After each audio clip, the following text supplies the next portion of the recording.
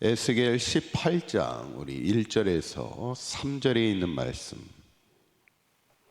우리 함께 읽도록 합니다. 또 여호와의 말씀이 내게 임하여 이르시되 너희가 이스라엘 땅에 관한 속담에 이르기를 아버지가 신 포도를 먹었으므로 그의 아들의 이가 시다고 함은 어찌 됨이냐. 주 여호와의 말씀이니라. 내가 나의 삶을 두고 맹세하노니 너희가 이스라엘 가운데에서 다시는 이 속담을 쓰지 못하게 되리라. 아멘.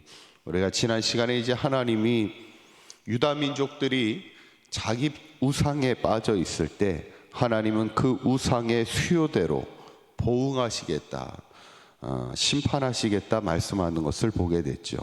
우리의 삶도 항상 우리의 삶 속에 하나님보다 더 앞서고 있는 것이 있지는 않은지, 하나님보다 더 중요하게 여기는 자기 우상에 있지는 않은지 우리가 늘 우리를 돌아보면서 우리의 마음을 돌이켜 자기 우상을 떠나 늘 하나님을 온전히 섬기는 하나님의 백성된 삶을 살아가는 우리 사강교회 모든 성도님들 되시기를 간절히 축원합니다. 이제 오늘 본문은 하나님이 에스겔 선지자를 통하여 말씀하실 때 특별히 당시 유다 민족에게 통용되던 속담을 인용해서 하시는 말씀입니다. 2절에 있는 말씀 다시 한번 읽어볼까요? 시작. 너희가 이스라엘 땅에 관한 속담에 이르기를 아버지가 신 포도를 먹었으므로 그의 아들의 이가 시다고 함은 어찌 됨이냐. 아멘. 그 당시 속담 가운데 아버지가 신 포도를 먹었으므로 그 아들이 이가 시리다 이런 이야기가 있었던 것 같아요.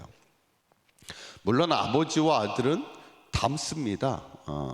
닮게 돼 있죠. 지난 주일날에도 예배를 드리는데 이렇게 할아버지랑 아버지랑 아들이 3대가 3명이 이렇게 앞에 앉아서 예배 드리는 모습을 이렇게 보는데 참 보기 좋죠. 3대가 같이 이렇게 앉아가지고 주일 예배를 드리는 모습이 아름답고, 근데 참 이렇게 보면은 참 닮았습니다. 묘하게 이렇게 닮아요. 할아버지랑 아버지가 닮고 또 그 아들도 그 손주도 닮고 이 셋 다 이렇게 닮은 것을 보게 되는데, 여러분 아무리 아버지를 아들이 닮는다 해도 아버지가 신포도를 먹는다고 아들이 이가 시리겠습니까? 그렇지는 않죠. 이 이야기를 통해서 하나님이 하시는 말씀은 뭐냐면, 예를 들어서 아버지가 죄를 지었어요. 그러면 그 죄에 대해서 그 죄의 심판을 누가 받는 거예요? 그 아버지가 받는 거지 그 아들이 받는 것은 아닙니다. 그 얘기를 지금 하고 있는 거예요.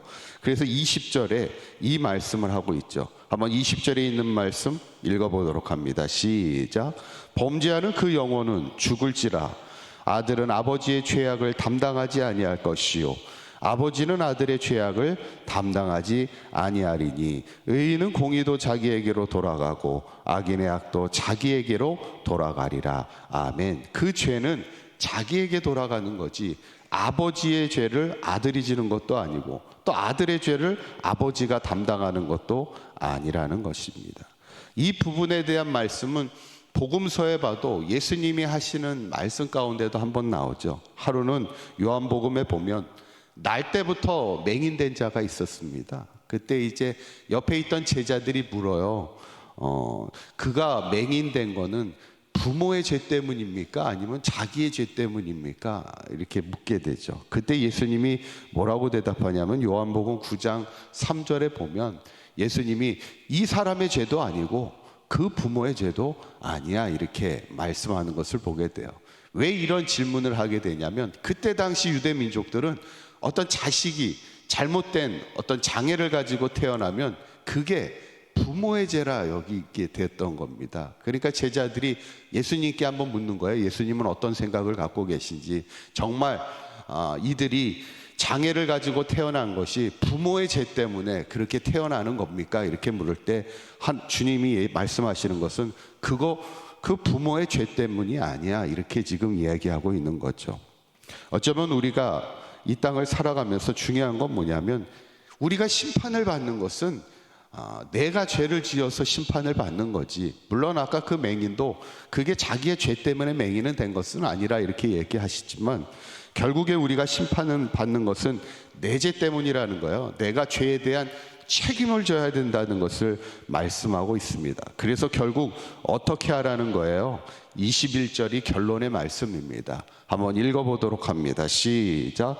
그러나 악인이 만일 그가 행한 모든 죄에서 돌이켜 떠나 내 모든 율례를 지키고 정의와 공의를 행하면 반드시 살고 죽지 아니할 것이라. 아멘. 너가 죄를 돌이키는 게 중요하다는 거예요. 내가 모든 율례를 지키고 정의와 공의를 행하면 너가 살 수 있는 거야. 그러니까 너가 어떤 심판에 놓여 있다고 뭐 부모의 죄를 탓할 것도 없고 다른 사람의 죄를 탓할 것도 없고 너가 그 죄값을 받는 것은 너 죄 때문이기 때문에 너가 죄에서 돌이켜 하나님의 말씀을 지켜 행하고 하나님의 정의와 공의를 행하며 살아가라 말씀하는 겁니다. 결국 오늘 이 말씀을 통해 하나님이 뭐라고 말씀하시냐면 아버지가 신포도를 먹었으므로 그의 아들이 이가 시리다는 그 말 다시는 쓰지 마. 그 죄는 너의 죄, 자신의 죄를 담당하는 거지 부모의 죄를 담당하는 것도 아니고 다른 사람의 죄를 담당하는 것이 아님을 우리에게 말씀하는 이 본문을 보면서 항상 우리가 우리의 심판이 나의 죄로 말미암은 나의 죄임을 늘 기억하고 내가 돌이키고 내가 회개하는 것이 중요함을 늘 기억하면서 바라기는 우리 사강교회 모든 성도님들이 항상 하나님의 율례를 따라 말씀을 따라 행하기를 힘써 행하며 우리의 삶을 통하여 하나님의 정의와 공의를 행하며 살아가는 믿음의 온전한 삶을 살아갈 수 있는 저와 여러분들의 삶이 되시기를 주님의 이름으로 간절히 축원합니다. 기도하겠습니다. 고맙고 감사하신 하나님, 우리의 심판은 누구의 죄값이 아닙니다. 나의 죄로 인한 하나님의 심판이 있음을 기억하게 하시고 내가 먼저 모든 죄에서 떠나 하나님의 율례를 지키며 하나님의 정의와 공의를 따라 진정한 생명의 삶, 구원의 삶을 살아가는 우리 사강교회 모든 성도들 되게 하여 주시옵소서. 많은 빛 가운데 있을 때 우리 사강교회 모든 성도들의 가정과 일터를 지켜주시고 아무도 해함을 당하지 아니하도록 주님께서 안전하게 눈동자와 같이 지켜주시옵소서. 특별히 오늘부터 진행되는 또 청년부 수련회 가운데도 주님 함께하여 주시고 우리 청년들 젊은 시절 하나님을 기억하고 하나님을 경외하는 믿음 안에 잘 자라게 하여 주셔서 이 시대 우리의 희망이 되게 하시고 우리의 미래가 되게 하시고 저들의 삶이 한평생 하나님과 동행하는 아름다운 신앙의 삶으로 승리하게 하여 주시옵소서. 우리 주 예수 그리스도의 이름으로 기도하옵나이다. 아멘.